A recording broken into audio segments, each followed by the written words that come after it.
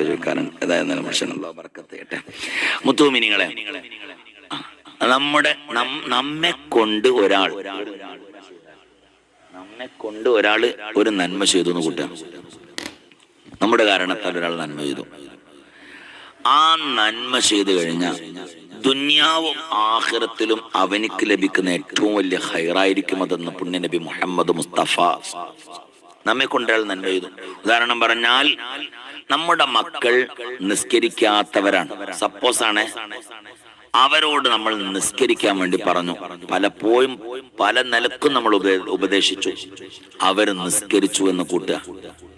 എന്നാൽ ആ പറഞ്ഞുകൊടുത്ത പിതാവ്, ആ പറഞ്ഞുകൊടുത്ത മാതാവ്, അവർക്ക് ദുനിയാവിലും ആഖിറത്തിലും കിട്ടേണ്ട ഏറ്റവും വലിയ ഖൈർ അവർക്ക് കിട്ടും എന്നാണ്. അതുപോലെ തന്നെ നമ്മുടെ പ്രിയപ്പെട്ട ഭാര്യയോട്, പ്രിയപ്പെട്ട ഭാര്യ ഭർത്താവിനോട്, മക്കളോട്, കുടുംബങ്ങളോട്, സുഹൃത്തുക്കളോട്, അയൽവാസികളോട്. ഹബീബാ നബി സല്ലല്ലാഹു അലൈഹി വസല്ലമ തങ്ങൾക്ക് ഏറ്റവും ഇഷ്ടപ്പെട്ട ഒരു സംഗതിയായിരുന്നു നന്മ കൊണ്ട് കൽപ്പിക്കുക എന്ന് പറഞ്ഞാൽ. അത് കൽപ്പിക്കൽ ഹബീബാ നബി തങ്ങൾക്ക് ഇഷ്ടപ്പെടും. നന്മ കൊണ്ട് കൽപ്പിച്ച ആ നന്മ അയാൾ ചെയ്താലോ ഹബീബാ നബി തങ്ങൾക്ക് അത് വലിയ ഇഷ്ടമായിരിക്കുന്ന, എന്നിട്ട് റബ്ബിനോട് ധാരാളം ശുക്ർ ചെയ്യുന്ന. ആയിഷ റളിയല്ലാഹു അൻഹാ ഖാലത്ത്, ആയിഷ ബിവി റളിയല്ലാഹു അൻഹ പറയുകയാണ്, ഖറജ അബൂബക്കർ സിദ്ദീഖ് റളിയല്ലാഹു അൻഹു, അബൂബക്കർ സിദ്ദീഖ് റളിയല്ലാഹു അൻഹു പുറപ്പെടുകയാണ്. ആര്? വാപ്പ, ആയിഷ ബീവിന്റെ പിതാവാണല്ലോ അബൂബക്കർ സിദ്ദീഖ് തങ്ങൾ.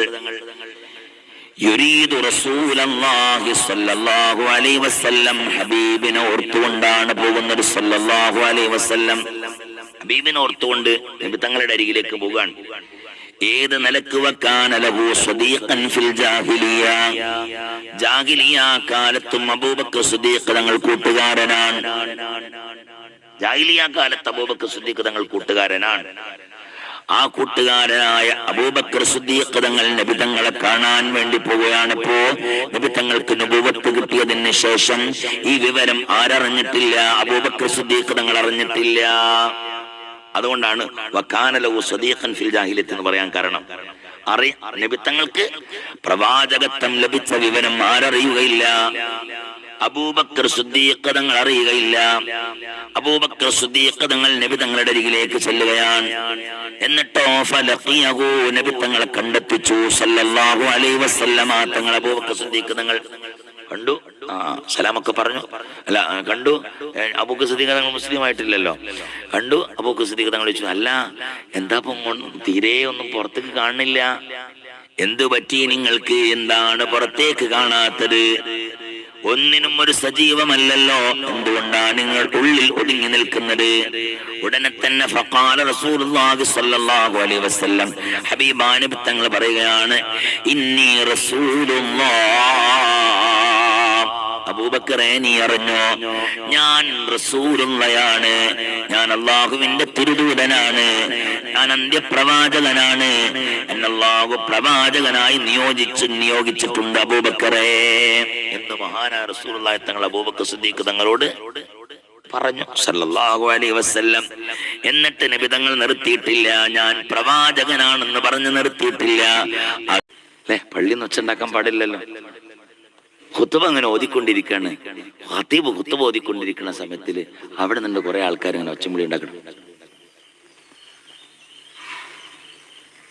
സംസാരിക്കാതെ. അതേപോലെ തന്നെ എന്താ പറയാ, ഒരാൾ നിസ്കാരത്തിൽ ഇങ്ങനെ പേരു ഇളക്കിളകണ്, ഒരാൾ അടുത്തുനിന്ന് പേരു ഇളക്കിളകണ്. എന്നാ നിസ്കാരം കഴിഞ്ഞ ഉടനെ ഓനെ വിളിച്ചിട്ട്, അങ്ങനെ ഇളകിയ നിസ്കാരം ബാത്തിലാവട്ടോ, 3 അനക്കണെങ്കിൽ നിസ്കാരം ബാത്തിലോ എന്ന് പറഞ്ഞു കൊടുക്കാൻ കഴിഞ്ഞാലേ നിങ്ങളൊന്ന് ആലോചിച്ചൊക്കെയാണ്. എന്നിട്ട് പിന്നെ അവൻ നിസ്കരിക്കുന്ന സമയത്തിൽ ഒരിളക്കിളകുമ്പോ, എന്നോട് അന്നൊരു കാക്ക പറയണ് ഇങ്ങനെ ഇളകിയ നിസ്കാരം ബാത്തിലോ. നിങ്ങൾ ആലോചിക്കാൻ. ഒരാൾ നിസ്കാരത്തിൽ തനഹനം ഉണ്ടാക്കി, ഒരാൾക്ക് നിസ്കാരത്തിന് എന്നാക്കല്ലോ, നിസ്കാരം ബാത്തിലാവല്ലോ. അപ്പൊ ഓൻ നിസ്കരിച്ചു കഴിഞ്ഞാ അതിപ്പോ തനഹനം ഒഴിവാക്കണട്ടാ എന്ന് പറഞ്ഞാൽ അത് പരസ്യമായിട്ട് ജനങ്ങളുടെ ഇടയിൽ വഷളാക്കുന്ന രീതിയിലല്ല, നമ്മളെ ഉപദേശം വഷളത്തരത്തിലാക്കുന്ന രീതിയിലാവരുത്. അതല്ലേ നല്ലത്. നബി തങ്ങളുടെ മുമ്പിലേക്ക് ഒരു സ്വഹാബി വരൻ വന്ന് ഭയങ്കര മുടിയൊക്കെ നീട്ടി വന്നു. ക്രോപ്പാക്കിയിട്ട് വെട്ടിയിട്ട് വന്നു. ഹബീബ നബി തങ്ങൾ പറഞ്ഞു, അത് ഒഴിവാക്കിയിട്ട് ഒന്നിരിക്കൽ മൊത്തമായിട്ട് ലെവൽ ചെയ്യുക, അല്ലെങ്കിൽ മുന്നിൽ നിന്നുള്ള മുടി ചെവിക്കുന്നിയുടെ താഴെ വരെ നീണ്ട എന്ത് രസം ഉണ്ടാവും. സല്ലല്ലാഹു അലൈഹി വസല്ലം പറഞ്ഞവരുടെ ഉപദേശം നോക്കിയാൽ നിങ്ങൾ അങ്ങനെ നന്മ ഉപദേശിക്കുക, തിന്മകൾ കണ്ടാൽ അതിനെ എതിർക്കുക. അത് മക്കളാണെങ്കിലും പുതിയാപ്പിളാണെങ്കിലും. പുതിയാപ്പിളിനോട് പറയണം, മരുമകൾക്ക് നിസ്കരിച്ചാണെങ്കിൽ ഞാൻ ഏതായാലും നിസ്കരിക്കാന്ന് വിചാരിക്കും. അങ്ങനെ പിന്നെ 3-ാമത്തെ ദിവസം പറയാത്ത നിസ്കരിക്കും, 4-ാമത്തെ ദിവസം പിന്നെ ഓട്ടോമാറ്റിക്കായി നിസ്കരിക്കും. അങ്ങനെ ഒരു 40 ദിവസം തുടർന്ന പിന്നെ ഐറ്റിങ്ങളോട് നിസ്കരിക്കണം എന്ന് പറയേണ്ട ഒരു ആവശ്യം വരൂല. ഒരു മനുഷ്യന്റെ അമല് 40 ദിവസം തുടരെയായിട്ട് ചെയ്താൽ 41-ാമത്തെ ദിവസം ആ അമല് നശിപ്പിക്കാൻ ശൈത്താൻ വരില്ല എന്നാണ്. ആ അമല് നശിപ്പിക്കാൻ ശൈത്താൻ വരികയില്ല. മനസ്സിലായിട്ടില്ലേ? അത് ഏത് വിഷയം അങ്ങനെ തന്നെ. മക്കളെ നിസ്കരിപ്പിക്കുക. പഴയ കാലത്തൊക്കെ അങ്ങനെ ഉണ്ടേനല്ലോ, എത്ര ആൾക്കാരുണ്ടേന്. നിസ്കരിപ്പിക്കുക,